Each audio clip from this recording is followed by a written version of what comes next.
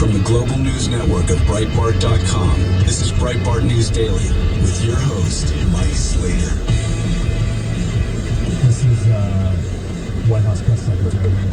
And you certainly hear from the president on Thursday when he gives his press conference, his big boy press conference. It's your colleague. Big boy press conference. This is the other press, this is the National Security Communications Advisor, John Kirby. After that, the president will hold a press conference, I guess a big boy press conference is what we're calling it, and take some questions from y'all. Big boy press conference. Just introduce it.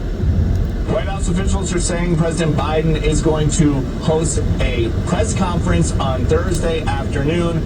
All that they'll tell us is that it's going to be more than the traditional 2 questions when foreign leaders are in town.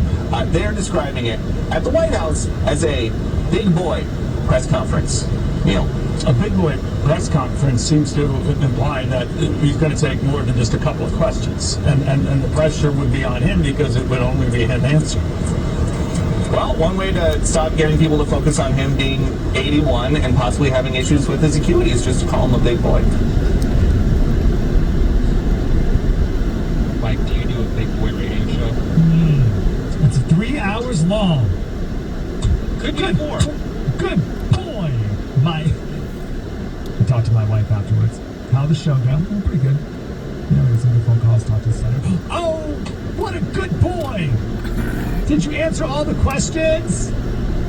Yes, wife, I did. Oh, yay! Big boy. 10% for the big boy. Matthew sent me that note. I thought that was very smart. That was a smart joke. 10% for the big boy. That's not 2 cents. I got this note from Mike. It says, hey, Mike. Consider the possibility that Biden's fitness for office crisis is a psyop. I'm all about the psyops. If you want to suggest to me that something is a psyop, I am here for it. All part of a Democratic plot to distract folks while they pursue their real goal. More election voting fraud being installed in battleground states by liberal executives, courts, and legislatures. See Wisconsin. We will get someone off in Wisconsin to describe what happened. So while everyone's yucking it up on Biden and the Democrats are laser focused on installing voter fraud into the electoral system. Especially in battleground states, we must focus on election integrity, voter ID, mail ballots, ballot harvesting, on secure electronic voting machines that can be stuff via the internet. Yeah, of course. And again, I mentioned this earlier. Someone called in and talked about how the Fetterman won the Senate race in Pennsylvania and then after a stroke. So Trump or Biden could win it. So whenever I say that Trump's, this is amazing, like it's in the bag, and I've never said it's in the bag, but Trump's going to win, I say all that stuff. Do not ever interpret that as you don't have to do anything now. Like, I don't know how anyone could interpret that. We all still must do everything as if we're behind. We must operate as if we're behind. And if anything, the fact that Trump is so far ahead means that there'll be that much more voter fraud. And if the Democrats would do anything, and then some, in order to make sure that they win. So I don't know if this is a psyop. I don't know if the Democrats are. Because if they're going to do all the cheating, I don't think they need to come up with some crazy distraction that Joe Biden is, crippled, deranged in order to pull it off anyway. I think they can just do it without the psyop being necessary. But certainly we need to focus on this issue. There's a bill in the House that they're voting on next week that would require people to prove their citizenship when they register to vote. The idea is to prevent illegal aliens from voting. There's far too much of that happening. It's far too easy for that to happen. I'm going to talk to Chip Roy here momentarily, the author of that bill. This has to stop. This is sane. Are we a country or not? What are we doing here if we are allowing illegal aliens, people who have an allegiance to a different nation, citizens of other nations, to vote in our federal elections for House, Senate, and President. That is insane, obviously, and must stop. I do have some questions, though, whether or not this is the right bill to make it happen. Chick-fil-A is on the phone right as soon as producer Bill puts him on hold any moment now. There he is. Big boy Chip Roy is here with us right now. Hopefully that one doesn't stick. Congressman. But have you ever had a big boy press conference like Joe Biden? I mean, it's pretty telling that you got to go out and try to describe that. It's like Jill sitting on the stage saying, "Well, you did a good job, good boy, Joe." You can't even really put it into words. What is going on now that you're all back in D.C.? I'm sure, other than your bill, what's the talk like with Joe and his mental state? Well, look, I mean, obviously, I'll start with the premise that none of us take any great joy in watching the President of the United States, the most, not just powerful, but most important position in the world, leader of the free world, in that state, right? It's just, that is not something you want to see. I've got very strong disagreements, metaphorically, politically violent disagreements with the current president. But the fact that you watch him in that debilitated state, wandering off at the G7 summits and walking around the stage at Normandy and just, unable to put two sentences together. And then even in that pathetic conference with Joe Scarborough, a news conference or whatever interview, he couldn't even put a sentence together there to defend his competence. I mean, that's the problem. And he has the nuclear codes, and he's the commander-in-chief, and we're all just sitting back going, "Look, that can't be." I mean, that's why I filed the resolution, calling on the vice president to vote the 25th Amendment. We can't do anything, right? I mean, only the vice president can. I want to spend some time here on this SAVE Act. So this is the big policy topic of next week. Democrats whipping up votes against your SAVE Act. We don't have too much time, so I think we all identified the problem. The problem is it's possible for illegal aliens to be voting. How is that possible? Because I heard here from Stephen Miller, former senior advisor to Trump. Let me see here. Joe Biden is mass importing criminal migrants, giving them Social Security numbers, and handing out voter registration forms to migrants. How do illegal aliens have Social Security numbers? Well, look, I mean, first of all, there's a whole cadre, system in place for people to be able to, provide Social Security numbers. There's a lot of, black market things going on. People steal American citizens' Social Security numbers and use them. But importantly, when you dump 5 million people in the United States and you expect them just to live, what are they going to do, right? I mean, that's going to happen. There's a whole, industry built up around propping up people here to be here illegally. So, of course, they're voting. And then, importantly, our own federal government are registering these people automatically through Medicaid, through forced DMV registration under federal law. And, of course, they're registering them. And then they're saying, oh, but they won't vote in federal elections. Don't worry about it. That's already against the law.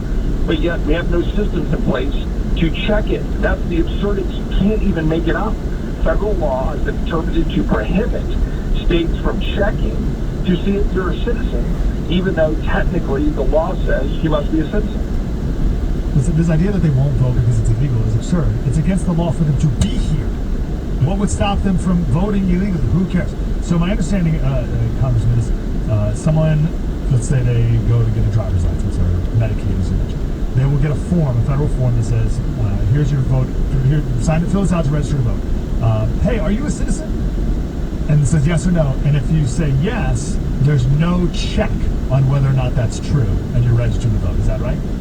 Yeah, you just described it very well. That's exactly right. And it's not just through the DMV, but like I said, the Medicaid rolls and other things. And what you'll find is, like, take Arizona, for example. Arizona passed a law saying they wanted to make sure that only citizens vote in federal and state and local elections. That went to the Supreme Court. The Supreme Court said, no, sorry, you can't do that for federal elections because federal law preempts it.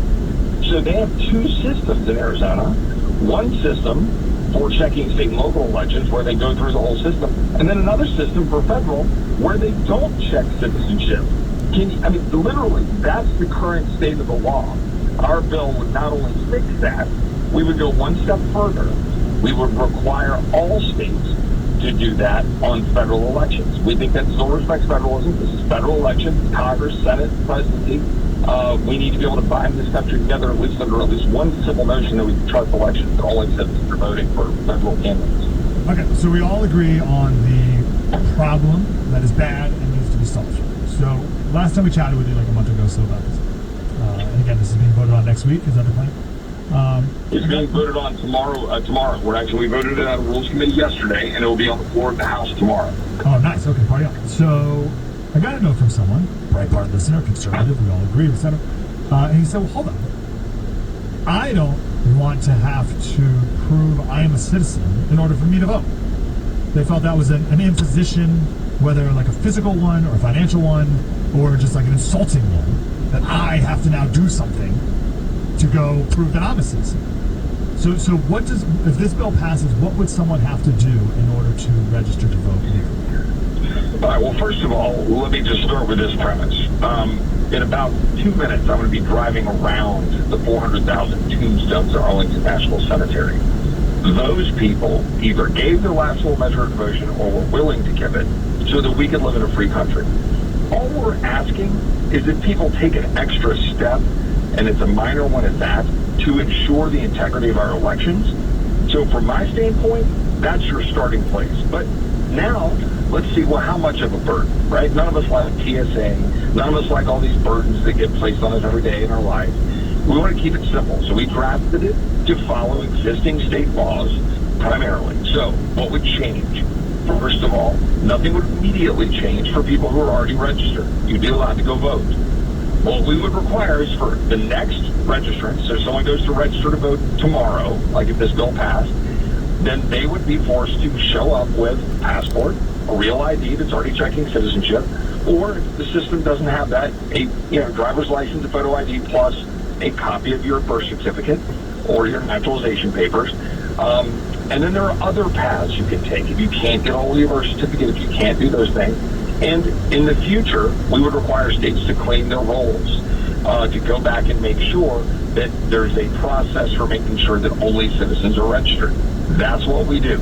We try to make it minimally burdensome, but strong enough to ensure that only citizens vote. We think that is I don't want to say bare minimum, but a standard we should all applaud if you want integrity and belief in your system. Okay, so if I'm already registered to vote where I live, I wouldn't have to do anything ever. You would not, although the state would then go through and make efforts to confirm and clean up their rolls, and we would allow each state to make determinations for how best to do that. So take, for example, Virginia last year did an effort to do that. They check against federal databases and other stuff, and they found 1,500 non-citizens were registered. Texas did that a few years ago. We found 25,000 in the Texas system that were non-citizens. We would be requiring states to do that and providing more tools to clean the voter rolls. So it's possible that if your name, you're registered, and something didn't match up right, it's possible they'd come back to you when you go to vote or register and they'd say, hey, we need to see a passport or see some form of verification that you're a citizen. And then we allow for provisional ballots and other mechanisms so that your vote will still count. So it should be minimally burdensome, but there is at least another layer of requirement that, you have to have some standard to ensure only citizens are voting. Yeah, okay. So let's say if I don't move, I'm grandfathered in, I'm registered to vote, I'm good to go, unless the state doesn't. But if I move across town to a new jurisdiction, or if I move to a different state, I would need to re-register to vote. So if this bill passes, I would need to go to the Tennessee voters, whatever, and they'd say, okay, we need to see a birth certificate. So I don't have my birth certificate. My mom has it. She can't find it. Okay. So I did this yesterday. Go to vitalcheck.com, I think is the website. Yeah. And it's like $30 to get a birth certificate from my home state. I need to do that anyway. So I'll do it. And by the way, this is assuming you don't have a passport. This is assuming you're not in the military with a military ID that validates your citizenship. That we've got some of those on file. That's also assuming you don't have. We allow states to create other mechanisms and to check against federal databases to ensure you're a citizen. We provide a number of different paths, but yes, proceed. Yes. So my concern is that is burdensome enough, Congressman, as easy as you've made it, going to vitalcheck.com, paying the $10 shipping, waiting the X number of days for it to arrive, that's enough of a burden, that's enough friction that many conservatives won't do it. And it would decrease the number of conservatives voting by more than the number of illegals it would prevent from voting. What do you think of that? Yeah, and I just disagree. I mean, again, you go to the part about your requirements as a citizen, your basic civic duty to go vote. Let's just start with that. But beyond that, in terms of what you think the numbers and the impact would be, if you look at the bill, what we've done, we've created and allowed for systems to be put in place by states to check against existing databases and to find other means and mechanisms for ensuring citizenship. So again, you start with, you've got the system in place and people can show up to vote. You go, okay, you just described it. You move, something changes, get married, whatever it is, something that triggers, right? You show back up to re-register. They go, okay, but you got to demonstrate your citizenship. All right, what percentage of Americans have passports? Pretty good chunk, okay. What percentage of Americans have a real ID that already checks citizenship? Pretty good chunk. What percentage of Americans are military that already checked this? Pretty good chunk. What percentage of Americans would then show up and have a copy of the birth certificate or get the cheap version that you can get online pretty quickly? By the way, like $2, $5, $10 in different states. Pretty cheap in most states. Provide that. Okay, you can't do that. All right, there are other mechanisms that we have in the bill to allow for checking that frankly matches up against what states already do. The point here is to ensure that there are ways to do that. We believe you can also create it so that by those systems you're checking against federal systems to ensure that these are citizens voting, and we have mechanisms for doing that and allow states the flexibility to figure it out. So I know Chip Roy. Chip Roy's not going to throw in a bunch of loopholes here, but I'm going to ask you anyway. And I'm thinking about this because we were talking about Wisconsin earlier. And, Wisconsin had a pretty secure vote system, but then they also have this indefinitely confined thing, where it's like, hey, you got to show an ID to vote unless you're indefinitely confined, and then you don't. And the Democrats discovered that in 2020, and there's like 1,000% increase in people who are magically indefinitely confined. Does your bill have any loopholes in here that it looks good on paper, and you obviously have the best of intentions here, but to appease this group of people over here, you also allowed for this little thing, and therefore California is going to take that and ride that all the way to town?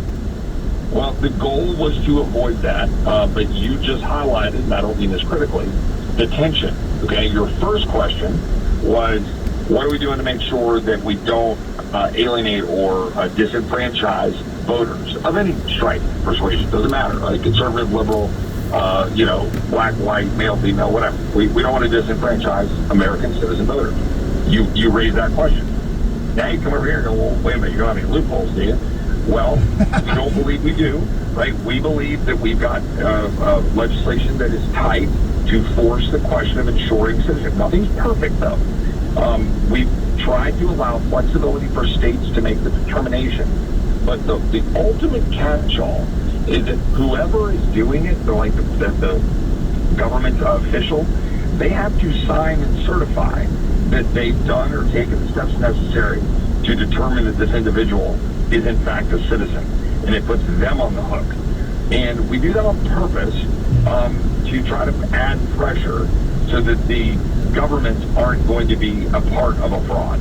And so, look, I won't sit here and tell you everything's perfect, but I had 4 or 5 members come to me on the floor yesterday and say, gosh, this is a really good bill because you guys have kind of thought through all of the angles and what you need to try to get done.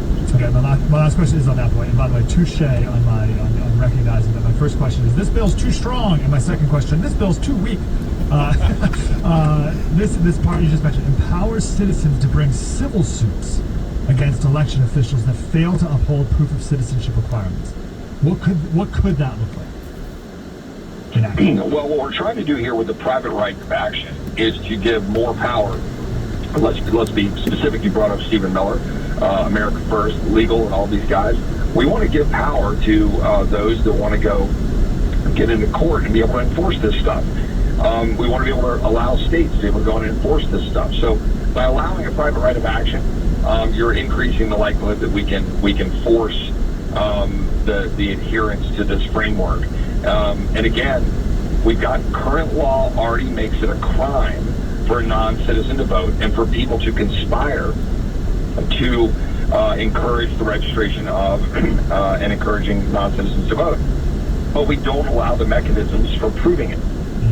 So that's what this bill would do. And then again, this bill would step up that next level and require it for federal elections.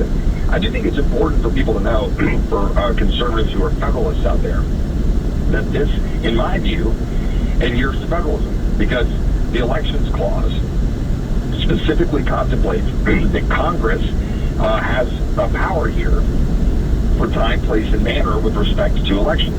But furthermore, when you talk about the who gets to vote, Congress is uniquely situated to deal with naturalization issues and say that if you're a non-citizen, you can't vote. And that puts aside all the amendments that talk about the requirement of citizenship. So I think we're on firm ground. We have the power to do it. We have the ability to do it. I think we've drafted legislation that balances the two interests you articulated, and we then allow for both criminal and civil penalties or civil litigation to try to enforce it. Someone says no penalty punishment in Roy's bill if someone illegally certifies an election. That's Todd in your state. Wait, say that again? Can we go to him real quick? Do you have another minute for us? Yeah. Guys, can we take Todd real quick? And then we'll wrap up here. Do I do it, guys, or do you? I don't want to hang up on it. There we go. Hey, Todd, you're on with perhaps your congressman from your state. How are you? I'm fine. Yourself? Very good. What's your concern with this bill? You can tell us. I heard him state that there's a bill in there that says that they're signing an affidavit that they have done what they can do to make sure it's a valid bill. There's a lot of bills like this where they sign you an affidavit. Then there's no legal punishment enforceable upon this government agent or employee. No penalty, civil or criminal, number one. And number two, why don't they just simply enact like Australia has, which you're mandatory to register to vote as a citizen. If you do not, then you're penalized $300 up front for not doing appropriate registration. It puts on the citizens don't hold their responsibility. Okay, what do you make of that, Congressman? Well, Todd, I think Todd is what you said his name was. Great to hear from you. I'm a constituent, but regardless of politics, and that's great. I would just tell you that yesterday, you should rest easy. The Democrats were bemoaning and criticizing us yesterday in the Rules Committee, and they will today on the floor, because we do have criminal penalties and civil litigation paths to go enforce this for what you just described, the affidavit angle. In other words, if a government employee, a government official, is complicit in registering somebody and saying, oh, yeah, I got an affidavit, this guy over here, he's totally a citizen, and then we can demonstrate that he is not a citizen, then there are penalties that will flow to that government official. With respect to your second question, look, that's just a different way we've always done it in America, and I tend to think it's a good thing. If you want to go be a part of the fabric of this country and go vote and participate, it's on you to go engage, to go do it. In fact, it was Motor Voter that tried to do kind of an automatic registration through the DMV and through Medicaid rolls, all of that, in which now we find ourselves where a lot of people who are non-citizens are in fact getting registered and getting signed up. We want to clean that up. That's the goal here, and that's what I hope we'll accomplish with the SAVE Act. Congressman Chip Roy from Texas. Excuse me, sir. Always a pleasure to talk to you, sir, and best of luck with this tomorrow. We'll encourage everyone to call their congressman. Thanks, y'all. Take care. Thanks, sir. Keep it up. All right, let's do a 10